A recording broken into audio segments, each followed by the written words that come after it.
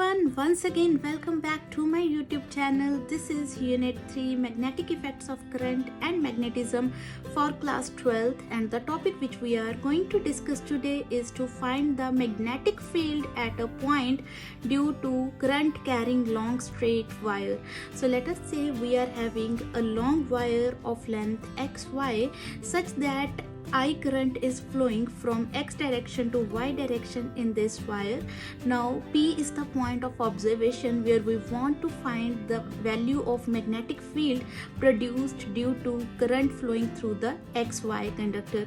So let us mark the perpendicular distance of point of observation from the wire as small a. Now we will consider a very small portion of this wire and we will mark the length of this wire as dl, which is lying at distance L from this point. So this is the distance L of small portion of the wire such that the length of the small portion PQ is taken as dl. So now PQ is equal to dl. As in physics, we cannot study the whole conductor in just one go. Therefore, we have to divide this conductor into infinite number of equal parts. So here we have taken infinite number of equal parts such that length of each part is dl. Now this PQ is a current element, that is IDL, which is carrying a small conductor which is carrying a current I. So IDL becomes a current element. So let us join a current element with the point of observation such that this distance of current element from the point of observation is taken as R.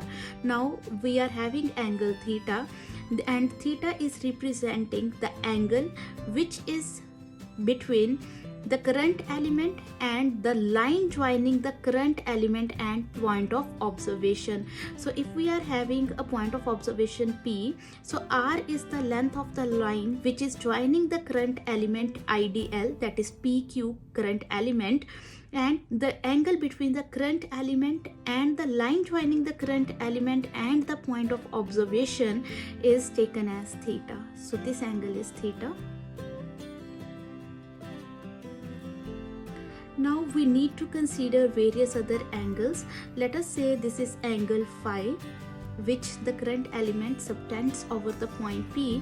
Now we will join the extreme end of the conductor with the point P, and we will take this complete angle as phi 1. Similarly, from the upper portion, from the other end of the conductor, that is Y end of the conductor, again we will draw a straight line and we will connect Y with point of observation P such that from Y point we are subtending phi 2 angle at point P. Why we have taken these angles phi 1 and phi 2? The reason behind taking these angles is that the length of the conductor is varying, and accordingly the distance of the different points or the distance of the different current elements is changing such that all the different current elements are subtending different angles at point of observation. Now we have taken a small element under study, that is PQ small element, and this small element has a length dl such that it becomes a current element IDL. Now we are going to find the magnetic field due to small current element, and afterwards we will calculate the total magnetic field due to whole conductor. So therefore magnetic field due to small current element IDL at point P is given by Biot-Savart law, that is dB is equal to mu naught upon 4 pi IDL sine theta upon R square. So this is our equation number 1, and now we will consider this triangle. Here in this triangle we are having three angles, 90 degree, theta and phi.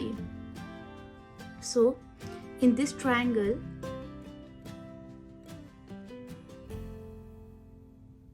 90 plus theta plus phi is equal to 180 degree. That is, sum of angles of triangles is 180 degree. That is why we have used this property. Therefore we have theta plus phi is equal to 180 minus 90, that is 90 degree.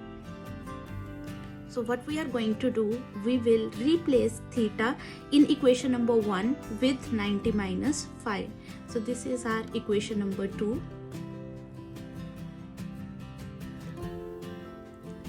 Now put equation number 2 in equation number 1. We will be having dB is equal to mu naught upon 4 pi IDL sine 90 minus phi upon r square. And we know sine 90 minus phi means we are lying in the first quadrant. Therefore, sine 90 minus phi is equal to cos phi. Therefore, it could be rewritten as dB is equal to mu naught upon 4 pi IDL upon r square cos phi.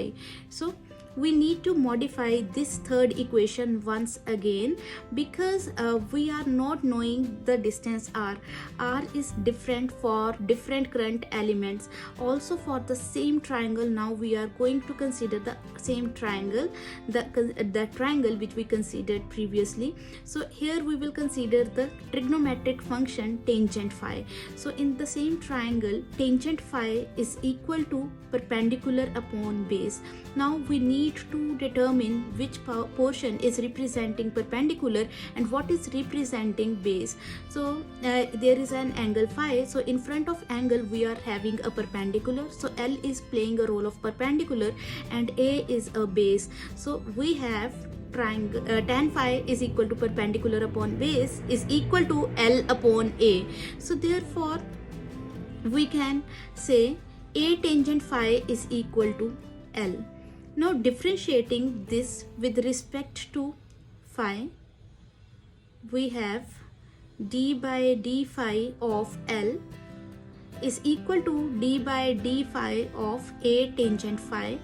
And now we know perpendicular distance is constant, therefore it could be written out of differential. So dl by d phi is equal to A d by d phi of tan phi, and we know derivative of tangent is secant square. So therefore we can say dl upon d phi is equal to A secant square phi, or we have small length dl is equal to A secant square phi d phi. Now what we have done, we have just calculated the value of small length dl in terms of secant square phi d phi. So this is our equation number 4, but still we need to make some changes. So first of all, we will once again consider the same triangle, and now we will consider the trigonometric function cos phi. We know cos is equal to base upon hypotenuse. So therefore here we are having cos phi is equal to base, that is A, upon hypotenuse, which is equal to r. Therefore also cos phi is equal to base upon hypotenuse is equal to A upon r. From here we are having r is equal to A upon cos phi. So this fourth step and fifth step is done because we do not know the distances of the different current elements from the point of observation. So r changes as the current element under consideration changes. Therefore using equation 4 and 5 in equation number 3, we are having dB is equal to mu naught upon 4 pi I. Instead of writing dl now, instead of writing dl, we will substitute the value, that is A secant square phi d phi. So mu naught upon 4 pi I A secant square phi d phi upon, it was divided by r square. So instead of writing r, we will substitute the value A upon cos phi whole square, and now we are having cos phi component in multiplication. Therefore cos phi in multiplication is written as it is. Now we just need to solve this equation. Therefore we have dB is equal to mu naught upon 4 pi I, and now again looking at the expression, we have A secant square phi d phi, and instead of writing secant square phi, I will take it to the denominator. So cos square phi and it was multiplied by a square upon cos square phi. So I will write it as a square upon cos square phi. So it makes the expression easier. So cancelling out cos square phi and a with each other, we have dB is equal to mu naught upon 4 pi I upon a cos phi d phi. So this was the required expression, which is solved easily. We can solve this expression quite easily because now it does not contain any such term which is unknown to us. Now in order to find the magnetic field at the point of observation due to whole straight conductor which is carrying a current I, we have to integrate this equation. So to find total magnetic field due to whole straight wire, let us integrate the above expression. Therefore we have B is equal to integral of dB. It is equal to integral of, substituting the value of dB from equation number 6, we have mu naught upon 4 pi I upon a cos phi d phi. And now the angle is changing from phi 1 to phi 2, but phi 1 is lying in the negative direction. So this angle is phi 1 and the angle is changing to phi 2, minus phi 1 to phi 2. Therefore we will take the sign negative with the phi 1. Now taking mu naught upon 4 pi out of integral, I upon a out of integral, we have B is equal to mu naught upon 4 pi I upon a minus phi 1 to phi 2 cos phi d phi.